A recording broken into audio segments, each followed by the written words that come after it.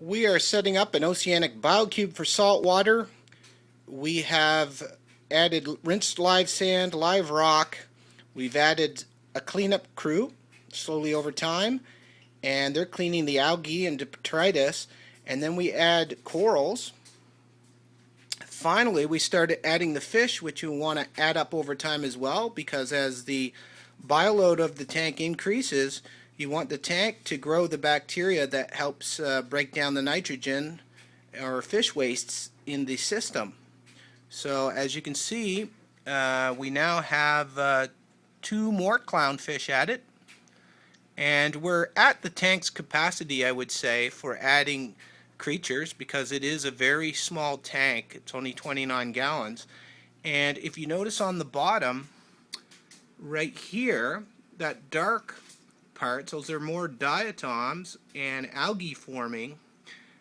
So what you might want to do is siphon those out, do a water change, and now you want to keep up with your water changes. And note that every time you add a creature, you have a mini nitrogen cycle occurring. So you're going to have this happening. It's a normal part of the tank after your main nitrogen cycle occurs. And you'll want to keep up on water changing. Basically, if you have any problems with your water parameters, a great way to solve it is to do water changes, which is kind of a cure-all. Just a note on keeping the algae, green algae, down in your tank. You might want to install a little fan. We installed one. That's not the water pump. That's an actual fan to help circulate the water. And what that does, it just moves water around so that algae doesn't settle too much.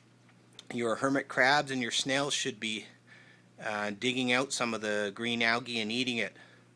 So that's the BioCube, and this is the oceanic biocube set up for salt water.